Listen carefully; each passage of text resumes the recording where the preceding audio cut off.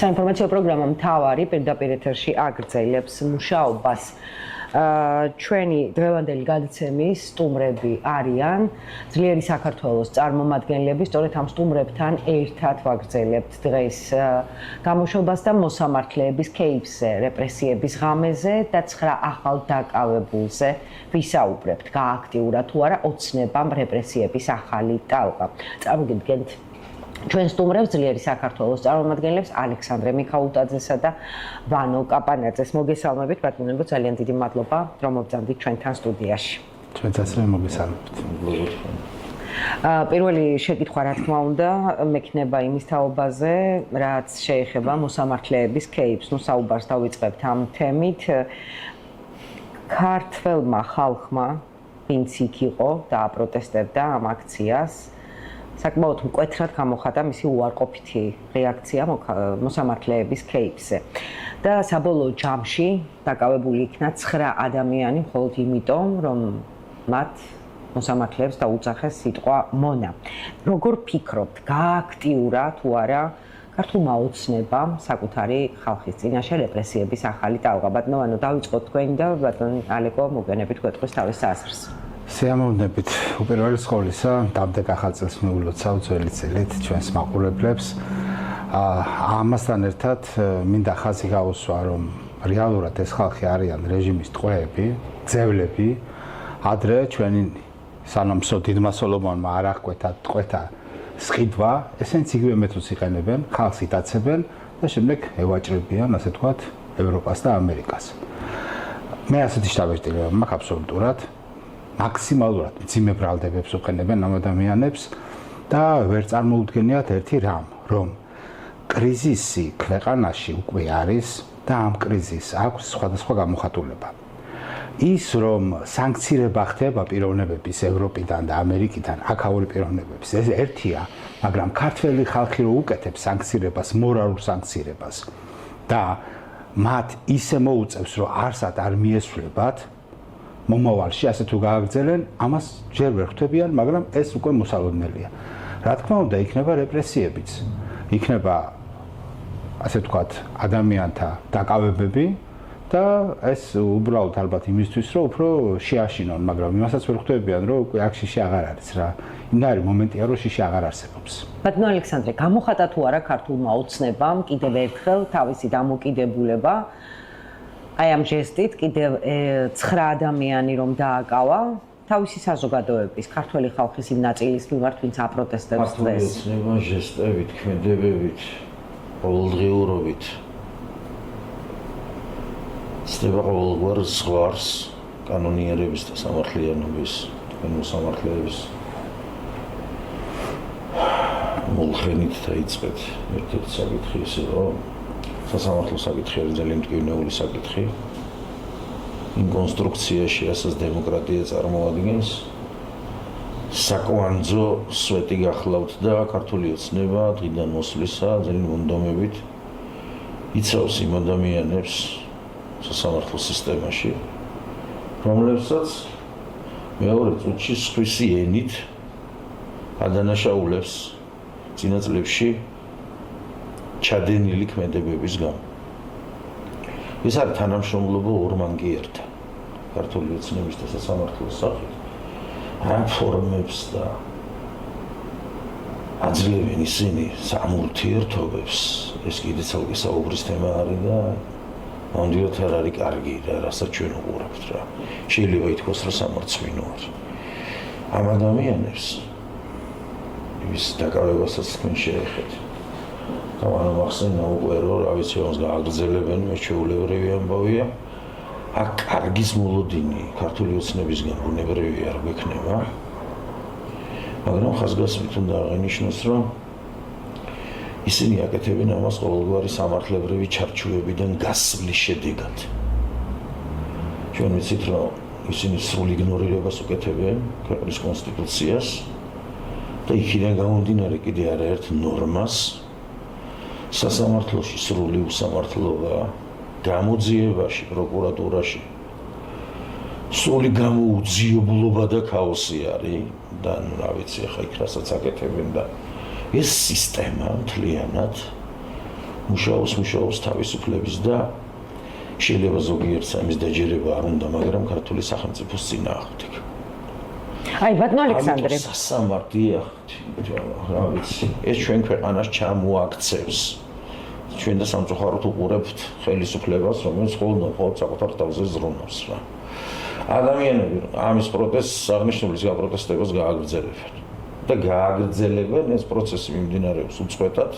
აკავებენ ადამიანებს, მათ შორის ჩვენი წევრები და აკავეს ერთის სასამართლო პროცესს ახალწუთი წუთს ველოდებით სრულიად უმიზეზოდ.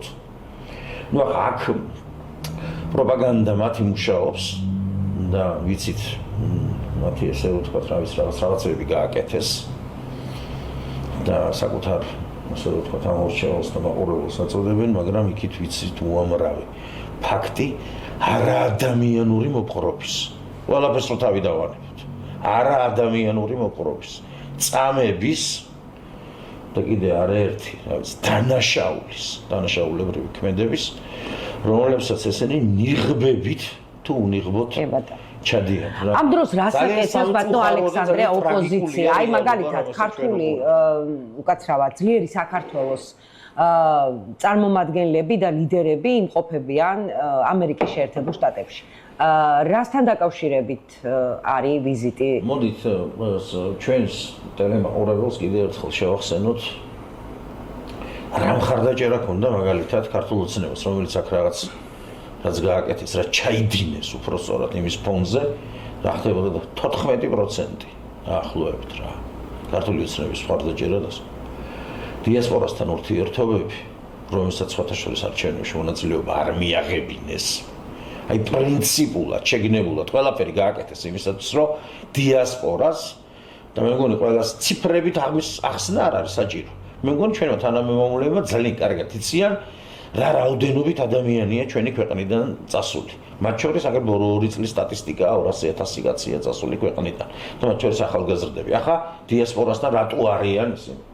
მათთან ურთიერთობა, რა თქმა უნდა, ჩვენ თანამოქალაქეების აზრის და წარმოდგენის შესახებ აი კონგრესმენებს შეხვდებიან. აქ რა ხდება? ისინი როგორ უყურებენ ამას? ძალიან ბევრი რამ არის აზრის სახით გასაცვლელი საკუთარ თანამოქალაქეებთან. და მეორე მხრივ ეს არის შეხვედრები, რომელიც დაგეგმილი არის კონგრესში, სენატში, სახელმწიფო დეპარტამენტში, ჩვენი ქვეყნის პარტნიორებთან. ალბათ ლიდერები განცხადებას გააკეთებენ, როცა შეხვედრები შედგება, მათ დაიწყენ, ასე ვთქვათ, ჩვენს თანამოქალაქეებთან, ქართველებთან შეხვედრით და აი დაველოდოთ რა მოხდა. საათების შემდეგ ჩვენ გვეცოდინება პირველი ინფორმაცია. თუმცა აქვე ხაზგასმით აღნიშნოთ თანამედროვეულად, რომ საქართველოს მოცემულ ეტაპზე აქვს საქართველოს და არა ქართულ ოცნებას. აქვს შეერთებული შტატების ორპარტიული მხარდაჭერა რა. ჩვენი პარტნიორები იქნება შეერთებული შტატები, იქნება ევროკავშირი. ავიცული და გულით მოწადინებული არიან, რომ აქ თავისუფლება და წესრიგმა დაისადგუროს. და არა იმანაც, რასაც ახალ ოცნება ჩადის. და მოწადინებული არიან, რომ ეს ქვეყანა დამოუკიდებელი იყოს და მხოლოდ განვითარებისკენ, ცივილური სამყაროსკენ, რავი ჩვენი ქვეყნის მოსახლეობის დიდი უმრავლესობის არჩევანიც ეს არის ღრმად მწამს და ეს რა ვიცი გამოკითხავაცა ჩვენა და ყველაფერმა. აი 15 იანვარს საქართველოში ბატონო საყოველთაო გაფიცვა დაანონსდა. ეს მაგალითად ქუთაისშიც აქტივისტებმა დაარიგეს ფლაიერები. რით არის მნიშვნელოვანი ეს გაფიცვა და რამდენ ხანს გაგრძელდება, რომელ საათზე დაიწყება? 15 საათზე საქართველოს მასშტაბით არის გაფიცვა, არის ამ ეტაპზე 3 საათიანი გაფიცვა. ეს არის ალბათ გამაფრთხილებელი, დიახ, როგორც ვიცი, საქართველოს ბანკი, TBC ბანკი ფორცდები საათი აქოქსელიც რამდენიმე. ხო, სიმბოლური დროითო, იმიტომ რომ მაინც სამედიცინო ეს არის და გაჭირებულ ადამიანს რა შეუშალოთ ხელი რაღაც სიმბოლური დროით გავაჩერებთო, ანუ მხარი დაჭერას განაცხადებენ და არის კიდე კერძო სექტორის ფართო, ასე ვთქვათ, რაოდენობა, რომელიც ხას უჭერს და ადამიანები, რა თვითონ ადამიანები, კონკრეტული პიროვნებები მას შეიძლება გამოხატონ თავისი პოზიცია და ეს არის უმნიშვნელოვანესი, იმიტომ რომ ჩვენ ახლა ვიწვით მომავალი საქართველოს დემოკრატიული თავისუფალი საქართველოს შენებლობისათვის და აქ ყველა ადამიანმა უნდა მიიღოს რაღაც მონაწილეობა. თვითონ უნდა კონდეს ამის სურვილი. და მე ალექსანდრეს საუბარს გავაგრძელებ, ახლა რეალურად ამ საქართველოს შენებლობაში ჩვენ არა ირან ქართულ ოცნებას ვებძვით, არამედ ვებძვით რუსეთის იმპერიას. რეალურად ასე არის რა. და აქ ჩვენ თუ არ გვექნება სერიოზული მხარდაჭერა ევროპიდან, ამერიკიდან, თანამედროვე დემოკრატიული მსოფლიოდან, ჩვენ ავიც ვშიშობ, რომ ვერ მოვერევით ამ ტირანს. ეს არის ძალიან დიდი ურჩხული.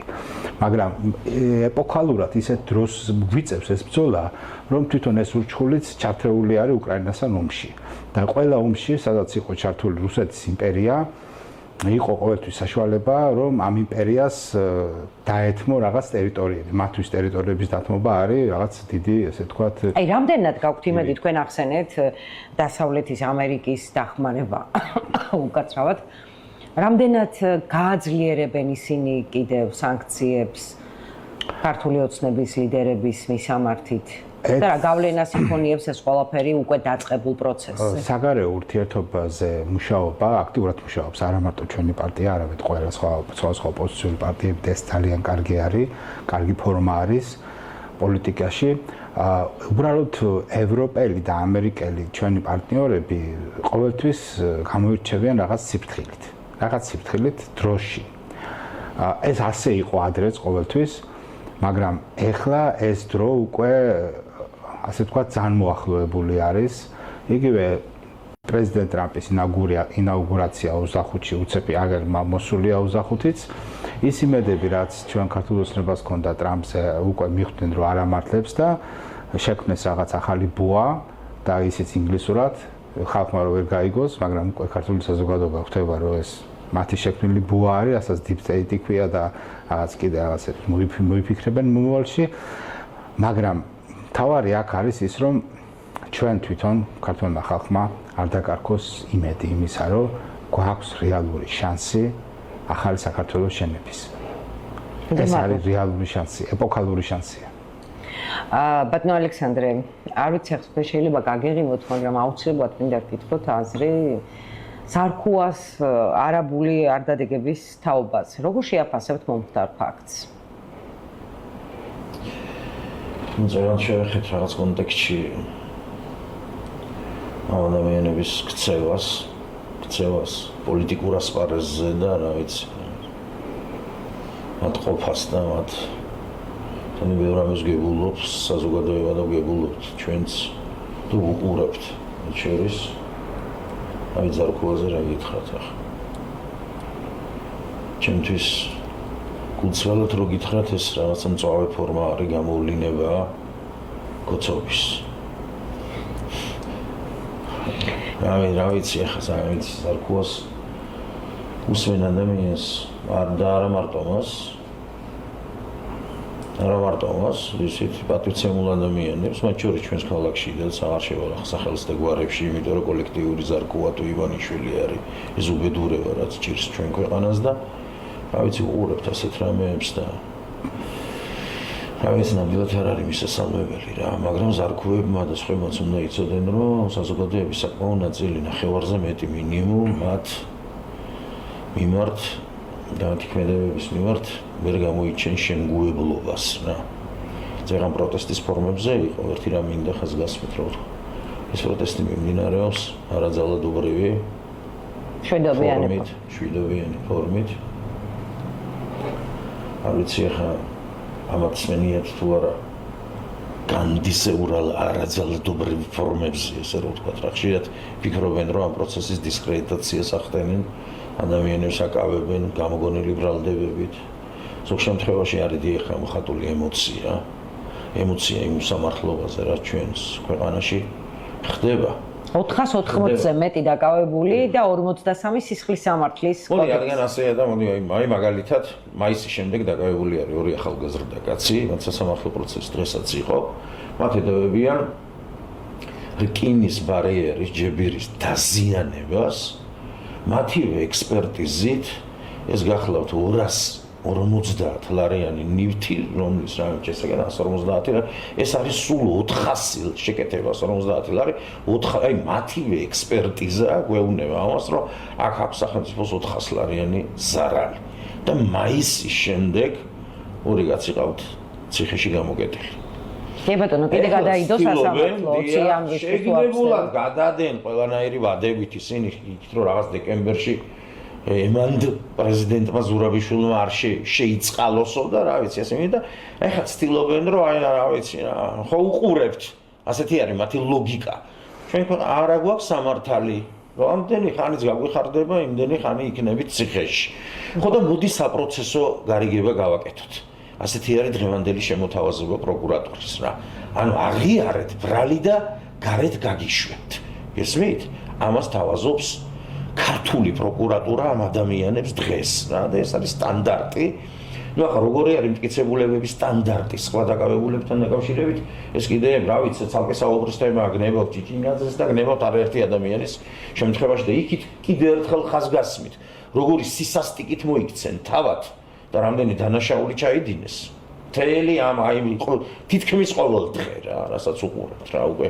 ამ რეჟიმში არის ქართული ეცნება ეს ალბათ საუბრის კიდე ცალკე რა ვიცი ცალკე ალბათ ერთი დღე დაგჭირდება ადამიანს მარტო ამაზე ილაპარაკო. უბრალოდ ფაქტია ნამდვილად. ბატონო, დღეს თუ იქნება რაიმე გამორჩეული ფორმით ძველ ახალ წელთან დაკავშირებით საპროტესტო აქცია ქუთაისში.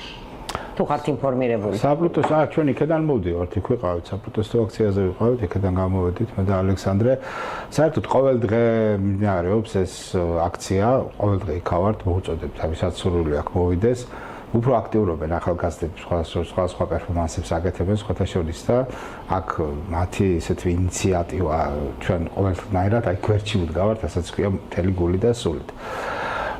რაც არ ასე თქვათ საყვირი არ მიმღერებია ამ ასაკში ვამღერებ და ვამღერებ.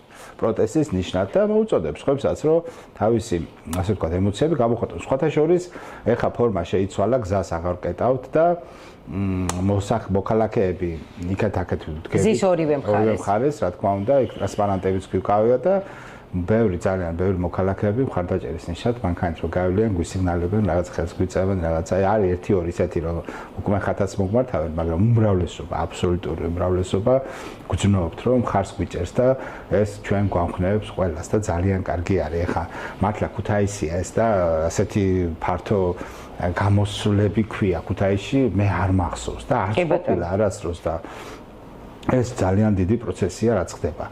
ну რა თქმა უნდა ეს პროცესი გაგრძელდება ამაში დარწმუნებული ვარ და ეს არავითარი პრობლემა არა ამის გაგრძელება იქნება უბრალოდ მე გული მტკივა და ვშიშობ რომ ეს ყველაფერი გამოიწვევს რაღაც ეკონომიურ კრიზისს იმიტომ რომ თვითონ რაღაც არა საკმაოდ ძლიერ ეკონომიურ კრიზისს თვითონ ხელფასები 4 და 5000 რო ქონდათ პარლამენტის წევრებს 14000-მდე აიყვანენ რომ გაჭირვება ვერ იქცნონ და პენსიონერებს რაღაც 35 ლარი დაუმატენ ხო მაგრამ როგორ არის იცით შეიძლება ისე მოხდეს რომ უცებ მოხდეს ეს ყველაფერი და ჩვენ გვინახავს ეს დოლარის გაძლიერება, ლარის ვარდნა, შესაბამისად საწვავი ელემენტარული საწვავი რო გაზრდეს, უცებ ყველაფერი გაზრდება და ეს მოქალაქეების და ხალხის კისერზე იქნება, მაგრამ მე კიდევ ერთხელ უსვამ ხაზს. ყველაფერი რაც საქართველოში ხდება, როგორც პოლიტიკურ ჭრილში, ისე ეკონომიკურ ჭრილში, პასუხისმგებელი არის ხელისუფლება. ხელისუფლება, რომელსაც აქვს უამრავი რესურსი, როგორც პოლიტიკური, ისე ეკონომიკური, რომ პრობლემები გადაწყვიტოს და მათ შეუძლიათ, რომ ეს ყველაფერი არ მოხდეს ცუდად და გამოუშვან ტყვეები და დაინიშნოს არჩევნები. მათ შეუძლიათ ეს ნაბიჯი გადადგან.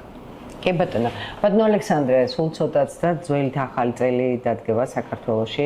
თქვენი სურვილები, თქვენი ემოციები საკმაოდ რთული პერიოდი გავიარეთ, თითქმის უკვე 2 თვეა ხალხი ქუჩაში დგას და აპროტესტებს მომხდარ ფაქტს და რას ისურვებდით და უსურვებდით საზოგადოებას ახალ წელს? მოდი პირველ რიგში მინდა ეს რა თქმა უნდა არ მიწევს არავინ რომ გამოვარჩევ, მაგრამ იმ ადამიანებს რეჟიმის ტყვეებს ამ ადამიანებით დავიწყებ.